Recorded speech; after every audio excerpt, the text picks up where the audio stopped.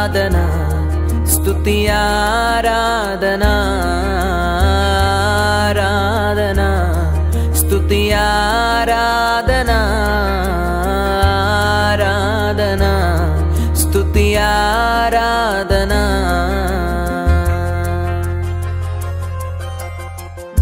నీ వంటి వారు ఒక్కరును లేరు నీవే అతి శ్రేష్ఠుడా దూతగణములు నిత్యము కత్తిరిస్తాడు. కత్తిరించాడు ధనవంతుడిని, కత్తిరియలేదా? ఆ రాత్రి వెళ్ళాడట దేవుడు అక్కడికి. వెళ్ళి రే ఈ రాత్రి నీలో ఉన్న ప్రాణం నాది. ప్రాణానికి నువ్వు చెబుతున్నావు ఏంట్రా? తిను, తాగు, సుఖించు అంటున్నావు. నీ గాజులు, నీ గరిసెలు, నీ గుడిసెలు, నీ మేళ్ళు, మిద్దులు నాకు అవసరం లేదు. నీలో ఉన్న ప్రాణం నాదే, నేను తీసుకెళ్తున్నా. నువ్వేం చేసుకుంటావు? గాజులు, గరిసెలు, గుడిసెలు ఏం చేస్తావురా? నాదిరా, నీలో ఉన్న ప్రాణం నాది. ఈ రాత్రే అన్నాడు. వెంటనే చనిపోయాడు. వీడికంటే ముందే పేదలాజరు చచ్చిపోయాడు. అయితే పేదలాజరు అబ్రహాము రొమ్మున ఆనుకొని కూర్చోబెట్టుకున్నాడట సింహాసనంలో. ధనవంతుడు అగ్నిగుండములో మలమల ఆడుతున్నాడు. దేవునికి స్తోత్రం. అందుకని అంటున్నాడు కదా, దినమెల్లా ఇలాగా హెచ్చించుతుంటే ఆ రాత్రే ప్రాణాన్ని పిలిచాడు. పిలిస్తే గాజులున్నా, గరిసెలున్నా, కొట్టులున్నా, ధాన్యం ఉన్నా తినలేకపోయాడు కదా. మరి మనం కూడా తినగలమా? దేవుడే పేదలాజరు పక్షాన దిగొచ్చాడు. ధనవంతుడు ప్రాణం నాది అని చెప్పి తీసుకున్నాడు. వాడేమో ఇక్కడున్నాడు, ఆయనేమో అక్కడ ఉన్నాడు. అందుకని అయ్యా ఒక బొట్టు అని అడిగితే ఏమన్నా చెప్పాడు? అక్కడ వారు ఇక్కడికను, ఇక్కడ వారు అక్కడికి, రాజాలరో పోజాలరో సమస్య లేదుగా. అలాగే మనం ఒకవేళ ఆస్తి ఉండొచ్చు, ధనం ఉండొచ్చు, భూ సంబంధమైన ఆస్తులు ఉండొచ్చు. వాటిని చూసి అదిరిపడకూడదు, మురిసిపడకూడదు, ఎక్కడ అతిశయించకూడదు. ఎవడైనా అతిశయిస్తే క్రీస్తు యేసునందే అతిశయించాలి. నా దేవుడు బ్రతికిచ్చాడు, నా దేవుడు నన్ను కన్నాడు, నా దేవుడు కొరకు నేను ఇలాగుండాలి, నా దేవుడు నాకు ఈమెయిల్ చేశాడు అని చెప్పాలి. అనేక మందికి, పక్కోళ్ళకి, ఇరుగోళ్ళకి, పొరుగోళ్ళకి దేవుని సాక్ష్యం పంచాలి. దేవునికి మహిమగా ఉండాలి. లేని మాట పలకకూడదు, కాని మాట రాకూడదు నోటికి. ఎప్పుడైతే భక్తి పరులు ఎలాగ కాపాడుకుంటారో అప్పుడే ఆయన పిల్లలు. అందుకని వాక్యం సెలవిస్తుంది కదా, ఇందాక మనం చదువుకున్నాం ఈ వాక్యంలో. హింస వచ్చినా, కరువు వచ్చినా, కటకం వచ్చినా, ఉపద్రవం వచ్చినా, లోయైనా మెరకైనా, ఎత్తైనా లోతైనా నిన్ను ఎడబాపలేవు. దేవుని నుండి వేరవ్వలేము, దేవుని నుండి వేరవ్వలేము, దేవుని నుండి వేరవ్వలేము. మీకు చాలా అర్థమవుతాక నేను అన్నిసార్లు మీకు బోధిస్తున్నా. వ్యాధి వేరు చేయలేదు, మరణం వేరు చేయలేదు, కరువు వేరు చేయలేదు, ఎత్తైన పల్లమైన లోతైన దేవునికి వేరవ్వలేము.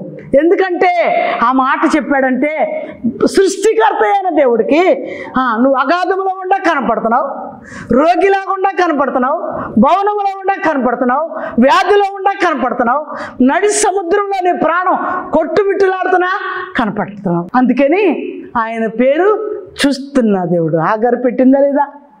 హాగరు అంది చూస్తున్న దేవుడు అని. హాగరుకి ఎంత జ్ఞానం ఉందో చూడండి. దేవునికి ఎంత పేరు పెట్టిందా? అరణ్యంలో విడిచిపెట్టాడు అబ్రహాం. విడిచిపెట్టినా దేవుడు విడిచిపెట్టలా. శారా తోలేయమన్నా హాగరు వెళ్ళిపోయినా అరణ్యంలో చేతి వేత దూరం పిల్లోడిని విసిరేసి, ఈ పిల్లోడి ఏడుపు నేను చూడలేను అని అంటే అక్కడికి ప్రత్యక్షమయ్యాడు దేవుడు. అమ్మా అయ్యో ఆ చెట్టపాదుల్లో నీళ్లు పొరులుతా ఉన్నాయి చూడు, పిల్లోడికి దప్పికి తాగిచ్చు, నీళ్లు ఓదార్చు అని చెప్పాడు. నిన్ను, నీ సంతతిని నేను గొప్పవారిగా చేయబోతున్నా, నువ్వు ఏడవకు. ఓదార్చాడా లేదా? ఓదార్చాడు. ఆమె ఇళ్లలో ఉందా? ఈదుల్లో చెప్పుకుందా? మనుషులకు చెప్పిందా? స్నేహితులు చెప్పిందా? చెప్పలేదు. సృష్టికర్త అయిన దేవుడు చూశాడు. అడవిలోకి వెళ్ళాడు, అరణ్యంలోకి వెళ్ళాడు. అరణ్యములో ఖచ్చితంగా చెప్తా ఉన్నాడు. దేవునికి స్తోత్రం. అరణ్యంలోకి వెళ్ళి హాగరును ఓదార్చాడు, కావలసిన దప్పిక తీర్చాడు, కావలసిన నీళ్ళ తిత్తులో నీళ్లు పోసుకుంది, మరలా ప్రయాణం చేసింది. ఈనాటికి హాగరుకి ఇచ్చిన మాట తప్పకుండా ఆ సంతానాన్ని అభివృద్ధిలోనే ఉంచాడు. ఆయన నోటితో మాట వెలవుడి చేస్తే ఒక్క మాట కూడా వెనక్కి తీసుకోడు. మాట పొందుకునే వరకు పోరాడాలి. దేవుని నోట డెలివర్ అయ్యే వరకు కన్నీరు కార్చాలి అని ఎంతమందికి ఉంది? ముసుకేసుకోవటం, 2 మాటలు చెప్పటం, కుసేపు నిద్రపోవటం, ఆమెను చెప్పటం, లేచి పడుకోవటం. ఈ ప్రార్థనలో దేవుడు ఉంటాడా? అయ్యా నాతో మాట్లాడవా? అయ్యా నీతో స్నేహం చేయాలని ఉంది, నీతో మాట్లాడాలని ఉంది, నిన్ను చూడాలని ఉంది అయ్యా అని బతిమాలితే ఆయన ఖచ్చితంగా ప్రత్యేకించబడతాడు. నీతో ఉంటాడు. ఆ ప్రార్థన ఎవరు చేస్తారో వారి దగ్గరికి వెళ్తాడు దేవుడు. అయ్యా ఇదిగో నా సమస్యలు ఇవి అని చెప్తే ఆ సమస్యలన్నిటికీ పరిష్కారం తండ్రి అయిన దేవుడి దగ్గరే దొరుకునుగాక. ఆయన అంటున్నాడు. ముందుకు వెళ్దాం. ఇంకేమందాం? అయినను మనలను ప్రేమించిన వాని ద్వారా మనము వీటన్నిటిలో అత్యధిక విజయము పొందుచున్నాం. ఎవరి ద్వారా పొందుతున్నాం విజయం? నేను బాగున్నా, మా అబ్బాయి బాగా చదివాడు, మేము మంచి ఉద్యోగస్తులు, మంచి ఒక రేంజ్లో ఉన్నాం మేము అనుకో. ఒకవేళ ఆయన అంటున్నాడు కదా, మనలను ప్రేమించిన వాని ద్వారా మనము వీటన్నిటిలో అత్యధిక విజయము దేవుడు మనకి ఇవ్వబోతున్నాడు. అంతేగాని దేవుడు మనకి ఇవ్వబోతున్నాడు కానీ దేవుడిలో ఉండి గర్విస్తే, దేవుడిలో ఉండి అతిశయిస్తే, దేవుడిలో నడుస్తూ మనష్టంగా నడితే మనకు దేవుడు తోడుగా ఉండడం, సహాయం చేయడు. అది వాక్యం చెప్తుంది ఇక్కడ. మరణమైనను, జీవమైనను, దేవదూతలైనను, ప్రధానులైనను, ఉన్నవి అయినను, రాబోవునవి అయినను, అధికారులైనను, ఎత్తైనను, లోతైనను సృష్టింపబడిన మరి దేనినైనా మన ప్రభు అయిన క్రీస్తు యేసునందలి దేవుని ప్రేమ నుండి మనలను ఎడబాప నేరమని రుడిగా నమ్ముచున్నాను. దేవునికి స్తోత్రం. ఈ మాటలు రాసింది ఎవరు? పౌలు గారు ఎంత స్వచ్ఛమైన భక్తి చేశాడో, ఎంత లోతైన భక్తి చేశాడో. ఎత్తైన, లోతైన, అన్యాయమైన, అక్రమైన, వ్యాధైన, మరణమైన దేవుని నుండి నన్ను ఎడబాపనేరదని చెప్పి పూర్తిగా తండ్రి పైనే ఆనుకున్న పౌలు గారు మనందరికి చెప్తున్నాడు కదా, నేను క్రీస్తుని పోలి నడిచాను, మీరు నన్ను పోలి నడుచుకోమని ఆయన ధైర్యంగా రాశాడు ఆ మాట. ఆ వ్యక్తిలో లోపం ఉంటే, పాపం ఉంటే నన్ను పోలి నడుచుకోండి అనగలరా? ఎవరైనా చెప్పండి. ఎవరైనా, ఏ తల్లి అయినా మీరు నన్ను పోలి నడుచుకోండి రా అనమాను. తల్లి ఒక చోట, పిల్ల ఒక చోట, తండ్రి ఒక చోట, ఇల్లు ఒక చోట. ఈ స్థితిలో ఉన్నవారు ఎవరైనా నన్ను పోలి నడుచుకోమని చెప్పగలరా? చెప్పలేరు. అందుకని పౌలు గారు ధైర్యంగా చెప్పగలిగాడు. నమ్మకంగా పనిచేశాడు, నమ్మకంగా ప్రాణం ఇచ్చాడు. నేను క్రీస్తు పొందిన శ్రమలలో పాలిభాగస్తుడును అన్నాడు. అంటే శ్రమలు వచ్చినప్పుడు దేవుడు మాకెట్టు పెట్టాడు. వాళ్ళు ప్రార్థనకు రారు, వాళ్ళ గుడికి రారు, వాళ్ళ ఇంట్లో ఒక మనిషి, ఒక పిల్లవాడు చచ్చిపోతే దేవుడు మాకు ఈ శ్రమ పెట్టాడు అంటున్నారు. దేవుడు పెట్టాడు శ్రమ. నువ్వు దేవుడితో లేవు, గుడిలో లేవు, సహవాసంలో లేవు, వాక్యముతో లేవు, ప్రార్థనలు లేవు. దేవుడు మా అబ్బాయిని ఎత్తుకుపోయాడమ్మో అంటే దేవుణ్ణి మనం ఎంత కించపడుతున్నాం. అబ్బాయిని ఎత్తుకుపోయి అబ్బాయి మాంసం తింటాడా, కండలు తింటాడా, బొయ్యలు తింటాడా? ఏం చేస్తాడు దేవుడు? దేవుడు ఎందుకు ఎత్తుకుపోయాడు? చాలా జాగ్రత్తగా మన నోటికి కాపుదలు ఉండాలని నేను మీ అందరికీ మనవి చేస్తున్నా. దేవుడు ఎత్తుకుపోయాడా? దేవుడు బాటలో నడిచేవా? దేవుని క్రియల్లో ఉన్నావా? దేవుని మార్గంలో ఉన్నావా? ఎక్కడ భక్తి లేదే, ఎక్కడ భక్తి భయం లేకుండా నడిచేవే దేవుడు ఎత్తుకుపోయాడు అంటావా? పరిశుద్ధుడు నీతిమంతుడు ఆయన పేరు. ఆయనతో మాట్లాడటానికి సరిపోం. కాబట్టి ఆయన ఉన్నతమైన దేవుడు కనుక ఆయన మనకేమాత్రము కీడు చేయడని బైబిల్లో ఉంది. దేవుడు ఏమాత్రమో కీడు చేయడని ఉంది. మనం ఉచితంగా నిందలో దేవుడు మౌనంగా ఉంటాడని, మాట్లాడకుండా ఉంటాడని ఆయన మీద నేరాలు మోపుతాం కదా. అలా ఉండటానికి వీలు లేదు. వాక్యానుసారమైన జీవితం కావాలని దేవుడు హెచ్చరిస్తున్నాడు. అందుకని దేవుని కొరకు ఇంకా ఏం చేయాలి? మరి ఇక్కడ ఉంది కదా, నాకు బహు దుఃఖమును నా హృదయములో మానని వేదనయు కలవు. క్రీస్తునందు నిజమే చెప్పుచున్నాను, అబద్ధమాడుట లేదు. పరిశుద్ధాత్మ యందు నా మనస్సాక్షి నాతో కూడా సాక్ష్యం ఇచ్చుచున్నది. సాధ్యమైన ఎడల దేహ సంబంధులైన నా సహోదరుల కొరకు నేను క్రీస్తు నుండి వేరై శాపగ్రస్తుడనై ఉండకూడదును అంటున్నాడు పౌలు గారు. ధర్మశాస్త్రం నడిచాను నేను ఒకప్పుడు, అయితే చేతనైనంత వరకు నేను క్రీస్తు నుండి వేరవుతాను. ఒకవేళ ధర్మశాస్త్రమే కరెక్ట్ అయితే నా సహోదరుల కొరకు, నా రక్త సంబంధుల కొరకు ప్రాణం పెడతాను, వాళ్ళందరినీ రక్షించుకుంటాను. అయితే ఇప్పుడు క్రీస్తునందు నేను వేరైపోతాకి ధర్మశాస్త్రము చేయజాలలేనిది, సమధ్యమైంది కాదు. అందుకని నా సోదరుల కోసం నేను ప్రాణం పెడతాకు అవకాశం, వారు అందులోనే ఉన్నారు. అయితే నేను క్రీస్తు కొరకు వేరైపోయాను. నువ్వెప్పుడైనా క్రీస్తు కొరకు నీ జనాన్ని విడిచిపెడతావా? నీ ప్రజల్ని స్వజల్ని విడిచిపెడతావా? క్రీస్తు కొరకు, దేవుని రాజ్యం కొరకు వేరై ఉండటానికి ఇష్టపడుతున్నావా అని ఈరోజు మనల్ని అడుగుతున్నాడు దేవుడు. పౌలు గారు స్వజల్ని విడిచిపెట్టాడు, రక్త సంబంధాలు విడిచిపెట్టాడు, ఆయన ప్రియమైన పిల్లలందరిని విడిచిపెట్టి దేవుని కొరకు ప్రత్యేకంగా జీవించాడు. దేవుని కొరకు కట్టబడ్డాడు, కాళ్ళు చేతులు కట్టి దేవునికి అప్పగించాడు. ఆయన జీవితం దేవుని కొరకు ఖర్చు చేశాడు. నువ్వు ఎవరి కోసం ఖర్చు చేస్తున్నావు? ఎవరి కొరకు నువ్వు ప్రాణం పెడతానికి సిద్ధపడ్డావు? ఎవరి కొరకు నీ రక్తాన్ని ఖర్చు చేసావా? నీ ప్రాణం ఖర్చు చేసావా? ఉపవాసం ఉన్నావా? కన్నీరు కార్చావా అని ఈరోజు మనల్ని అడుగుతున్నాడు. మనందరము ఆయన పిల్లలుగా ఉండాలి. ఆయన రాజ్యం చేరాలంటే ఖచ్చితంగా మనం ఆయన నిమిత్తం ఏమైనా ఖర్చు అయ్యామా అని పరిశీలన చేసుకుందాం. దేవునికి స్తోత్రం. అందుకని వాక్యం సెలవిస్తుంది కదా. ఇంకా ముందుకు వెళ్దాం. రోమీలకు రాసిన పత్రిక 8వ అధ్యాయము 8వ వచనం, కాగా శరీర స్వభావము గలవారు దేవుని సంతోషపరచనేరరు. దేవుని ఆత్మ మీలో నివసించి ఉన్న ఎడల మీరు ఆత్మ స్వభావము గలవారే కానీ శరీర స్వభావము గలవారు కాదు.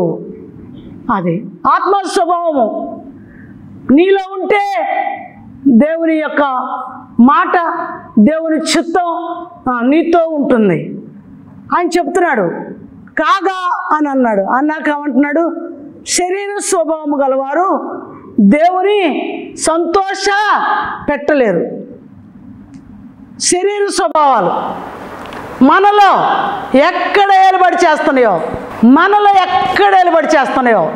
శరీర స్వభావాలు, శరీర కార్యాలు, శరీరేచ్ఛలు అవన్నీ మనలో ఏలుబడి చేస్తే మనము ఆయన పిల్లలము కాదని వాక్యం సెలవిస్తుంది. మనం ఆయన పిల్లలము కాదట. కాగా శరీర స్వభావము గలవారు దేవుని సంతోషపెట్టలేరట. శరీర స్వభావం ఏంటి? నా ఒళ్ళు బాగుండాలి, నా బాగా అందంగా ఉండాలి, లేకపోతే నేను కట్టుకున్న వస్త్రాల ఘనతగా ఉండాలి, లేకపోతే నేను ఎదుటివానికన్నా గొప్పగా ఉండాలి. శరీర స్వభావాలు, శరీర ఆశలు, శరీరేచ్ఛలు నిన్ను దేవునికి దూరం చేస్తున్నాయి. శరీర స్వభావం నీలో ఉంటే దేవునిని నువ్వు ప్రేమించలేవు, దేవుని సంతోషపెట్టలేవు. దేవుడు సంతోషించాలంటే శరీరేచ్ఛలు నీకు దూరంగా ఉండాలి, శరీర స్వభావాలు నీకు దూరంగా ఉండాలి. ఈ లోకానుసారమైన క్రియలు విడిచిపెట్టాలి. ఏ క్రియలు నీకు అభ్యంతరంగా ఉండయో, దేవునికి నీకు మధ్యలో ఏ స్వభావం నిన్ను విరోధంగా నడిపిస్తుందో వాటన్నిటినీ విడిచిపెట్టాలని దేవుని వాక్యంలో పౌలు గారు మనకు బోధిస్తూ ఉన్నాడు. పౌలు గారు రాశాడు. అందుకని వాక్యం చెబుతుంది కదా, ఎవడైనా క్రీస్తు ఆత్మ లేనివాడైతే వాడు ఆయన వాడు కాడు. ఆత్మ ఉందట. మృగములకి శరీరం ఉంది, ప్రాణం ఉంది. జంతువులకి శరీరం ఉంది, ప్రాణం ఉంది. మనుషులకి శరీరం ఉంది, ప్రాణం ఉంది, ఆత్మ ఉంది. మనకి జంతువులకి తేడా ఏంటి అంటే, జంతువులకి భాష లేదు, మాట లేదు, ఆత్మ లేదు. మనకి మాట ఉంది, భాష ఉంది, ఆత్మ ఉంది. కాబట్టి ఈ ఆత్మ నీలో ఉండి వివేచన కలుగు చేస్తుంది. ఏది మంచిదో, ఏది చెడో, ఏది దేవునికి ఇష్టమైందో ఇది పరిశీలన చేసి నిన్ను నడిపిస్తుంది. ఆత్మ సంచిక్కరువుగా నీతో పెట్టాడు. నువ్వు ఎక్కడ రాంగు, ఎక్కడ రైటు నడుస్తున్నావో నీతో చెప్పుతుంది. అదే దేవుని ఆత్మ. దేవుని ఆత్మ లేనివాడు, ఆయన ఆత్మ లేనివాడు ఆయన వాడు కాడు. ఆయన ఆత్మ ఉంటే నువ్వు పసి కడతావు. నీ ఆత్మశక్తిని దేవుని కొరకు కాపాడుకుంటావు. ఎక్కడ మలినం అంటుందో, ఎక్కడ 10 మందిలో కూర్చొని 10 మంది ఊసులు కూర్చొని నీ జీవితాన్ని మలినం చేసుకుంటావో దాన్ని కాపాడుకునేదే సంచిక్కరుగు పెట్టిన దేవుని ఆత్మ. ఈ ఆత్మ ఎందరిలో పనిచేస్తుందో వారు ధన్యులు. దేవునికి స్తోత్రం. మరి వాక్యం చెబుతుంది కదా, క్రీస్తు మీలోనున్న ఎడల మీ శరీరము పాప విషయమై మృతమైనది. క్రీస్తు మీలోనున్న ఎడల మీ శరీరము పాపము విషయమై మృతమైపోవాలట. అంటే ఊరేసుకొని చచ్చిపోమనా, ముందు వేసుకొని సావమనా? అలా వేసుకొని చచ్చిపోతే పరలోక రాజ్యం లేదు. వాక్యం చెప్తుంది ఇక్కడ వాక్యంలో ఉంది కదా, క్రీస్తు ఆత్మ లేనివాడైతే ఆయన వాడు కాదని చదివాం. ఇప్పుడు క్రీస్తు మీలోనున్న ఎడల మీ శరీరము పాపము విషయమై మృతి పొందాలి. అంతే. నీ హృదయం ఈ మాటను ఓకే చేసుకోవాలి. ప్రభువా, నేనే క్రియలలో మృతి పొందేనో లేదో, సినిమాలో మృతి పొందేనా, సీరియల్లో మృతి పొందేనా, నాటకంలో మృతి పొందేనా, ఈ లోక స్నేహితులతో ఇజ్జోడుగా ఉంటున్నానా, మరి అక్కడ కూడా మృతి పొందేనా లేదా, ముస్లిం ముచ్చట్లలో మృతి పొందేనా? ఇలాగా పరిశీలన చేసుకుంటానికి దేవుని ఆత్మ నీకు కావాలి. ఆ దేవుని ఆత్మ ఎవరైతే సంచిక్కరుగా దేవుని ఆత్మ నాలో ఉందని పసికడతారో ఆ ఆత్మ వాళ్ళని వాడుకుంటుంది.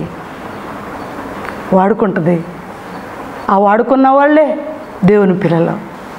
ప్రత్యేకంగా చెబుతుంది వాక్యం, ప్రత్యేకంగా మాట్లాడుతున్నాడు దేవుడు. ఈ ప్రత్యేకత ఎందరిలో ఉంది? అందరిలో ఉందా? అందరిలో లేదు. కొంచెం సేపు ప్రార్థన అయినాక చక్కగా బట్ట బయలుగా రోడ్డు మీద కూర్చొని ఊసులాడేవాళ్ళు ఉంటారు. లేకపోతే ఇంటికి తలుపులు ఎట్టి ఇంకో పొరుగింటికి వెళ్ళి కూర్చునే వాళ్ళు ఉంటారు. ఇరుగమ్మ ఇంటికి వెళ్ళి కూర్చునేవాళ్ళు, ఊసులాడేవాళ్ళు, లేకపోతే ఇళ్ళకే వెళ్ళి వచ్చేవాళ్ళు ఉంటారు. అలా త్యాగం చేసేవాళ్ళు ఉంటారు. ఊరిలో ఉండాయన్నీ ఉడతార్తలన్నీ వీళ్ళకే కావాలి. వాళ్ళు కూడా గుడికి వెళ్తారు, వాళ్ళు కూడా ప్రార్థనకి వెళ్తారు. కానీ వాళ్ళ పేరు కూడా క్రైస్తవ పేర్లే, క్రీస్తు పిల్లల్లాగే జీవిస్తారు. కానీ వారిలో కట్టుబాటు లేదు, నీతి నిజాయితీ లేదు, ప్రార్థన జీవితము వారిలో లేదు. అందుకని నిత్య జీవం వారిలో లేదు. అంటే నువ్వు శరీరానుసారంగా ఉన్నావే కానీ నీలో ఆత్మ చచ్చిపోయింది. ఆయన ఏమంటున్నాడంటే శరీర క్రియలను చంపివేయి, ఆత్మానుసారమైన క్రియలు సాధనంగా తీసుకో అంటున్నాడు. ఆత్మానుసారమైన క్రియలు మనం ఎప్పుడైతే నడుస్తామో శరీర క్రియలను చంపివేయబడతాయి, చచ్చిపోతాయి.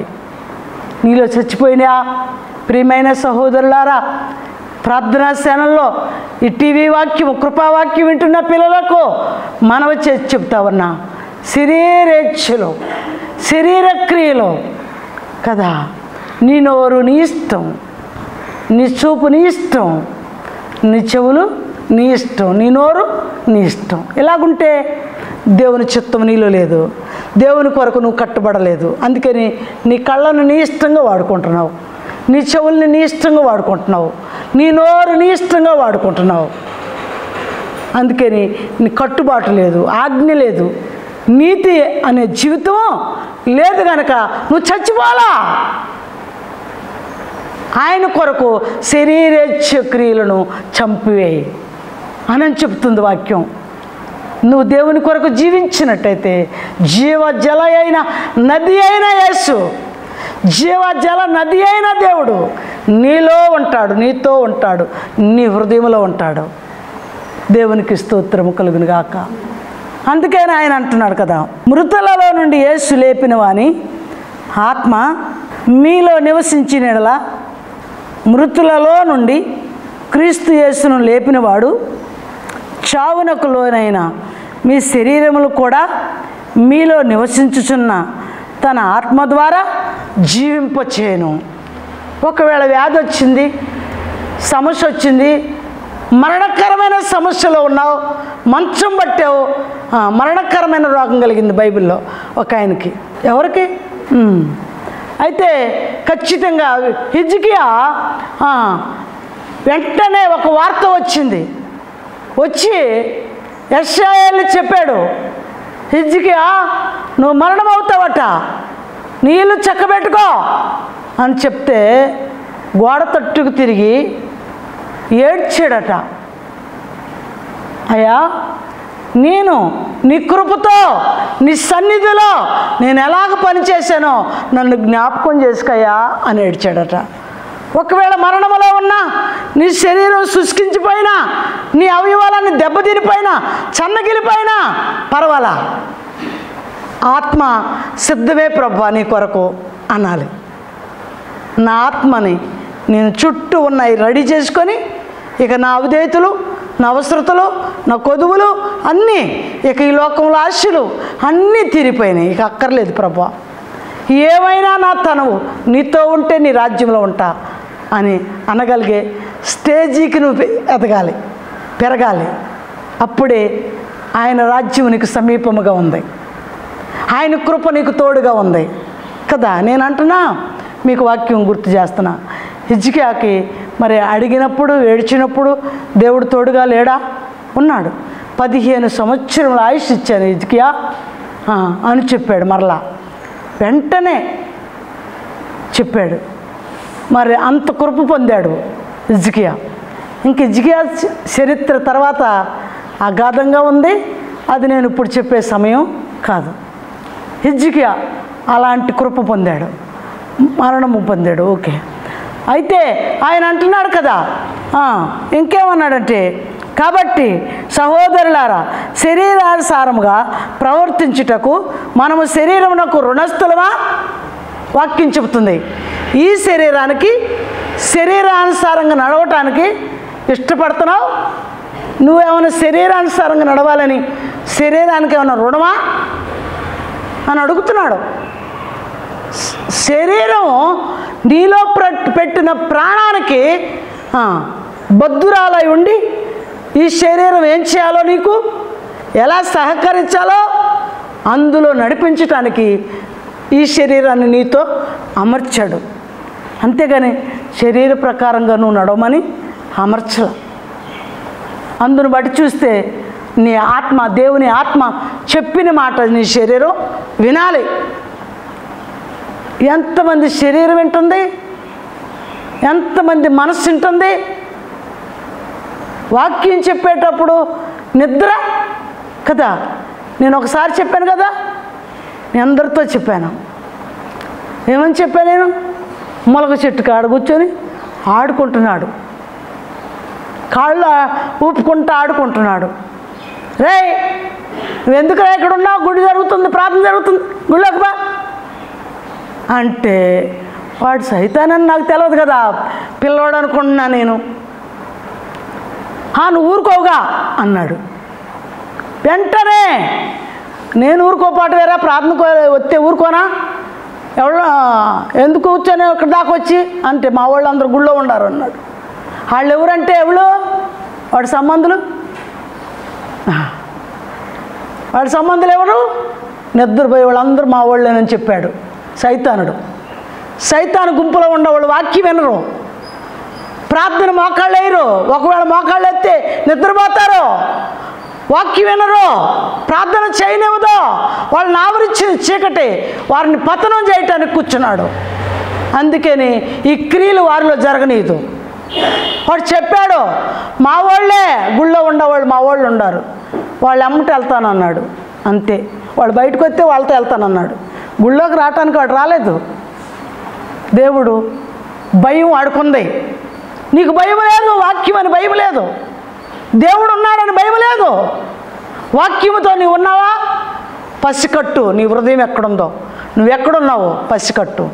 ఈరోజే ఈ వాక్యమిని ఎవరైతే పసికడతారో, ఎవరైతే నేను ఎక్కడున్నాను, భక్తిలో ఉన్నానా, ప్రార్థనలో ఉన్నానా, వెలుగులో ఉన్నానా, దేవునితో ఉన్నానా, దయ్యం నాతో పనిచేస్తుందా అని పరిశీలన చేసుకొని ప్రార్థన చేయాలని మనం చేస్తున్నాం. మీలో ఉన్న దుష్టుడు ఎక్కడ ఏలుబడి చేస్తున్నాడో వాడికి భయం అని తెలిసిందే. గుళ్ళోకి రానివన్నాడే, నువ్వంటే నాకు భయం అన్నాడే, వాడికి భయం ఉంది, నీకు భయం లేదు. బతుకున్నావు పేరుకు మాత్రం. కనుక చచ్చిపోయే స్థితిలో ఉంటే మనము దేవుడికి రాజ్యం వెళ్ళలేము.